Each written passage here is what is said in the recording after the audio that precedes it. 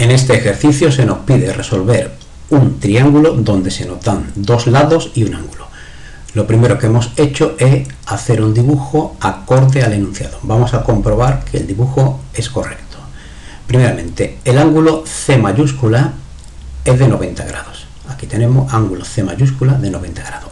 El lado opuesto a un ángulo lleva la misma letra en minúscula, es decir, este sería el lado C minúscula.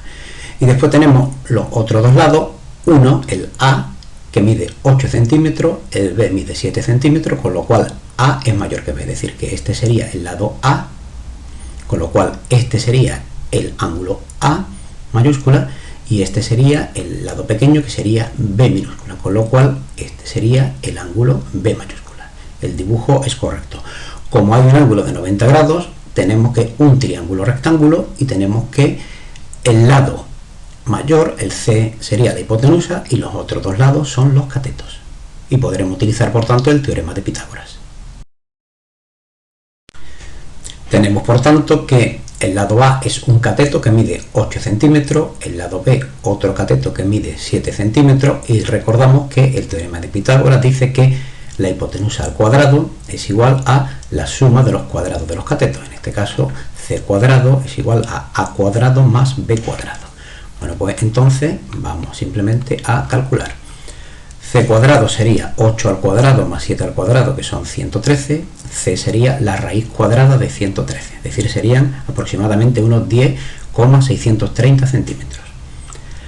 Ya tenemos entonces calculado los lados del triángulo. Ahora tenemos que calcular los ángulos. Bueno, pues vamos a calcular ahora los ángulos.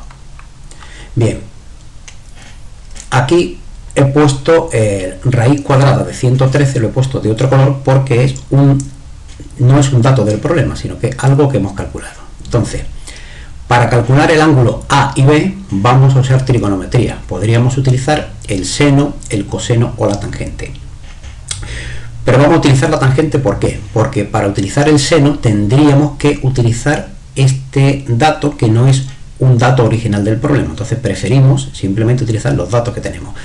Tangente de A sería igual, el ángulo A lo ponemos aquí, el ángulo A sería el cateto opuesto, este de aquí, dividido entre el cateto contiguo, este otro, ¿vale? Entonces simplemente pues esto es lo que vale la tangente. Pues para calcular el ángulo lo que tendríamos que hacer es utilizar la función inversa de la tangente y tendríamos que calcular el arcotangente de 8 séptimos en este lugar, en este caso.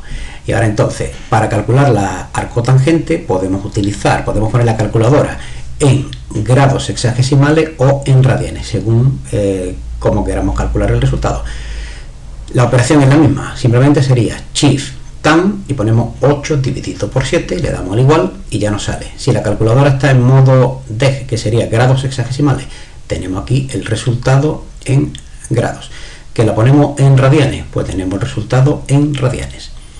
Y ahora, para calcular el ángulo que falta, podríamos utilizar la propiedad de que la suma de los triángulos de un triángulo son 180 grados. Estaría perfectamente correcto. Pero en este ejercicio simplemente vamos a practicar un poco más la trigonometría y vamos a hacerlo también utilizando la función arcotangente, ahora con el otro ángulo. Tenemos aquí el ángulo B, la tangente sería cateto opuesto, que en este caso es el que mide 7 centímetros, dividido entre cateto contiguo, que es el de 8 centímetros. Es decir, tangente de B sería 7 octavos. B sería el arcotangente de 7 octavos. Y hacemos igual que antes. La calculadora la podemos poner en modo grados, DEG, o en modo radianes.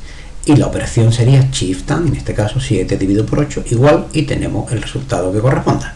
Y ya estaría terminado el ejercicio.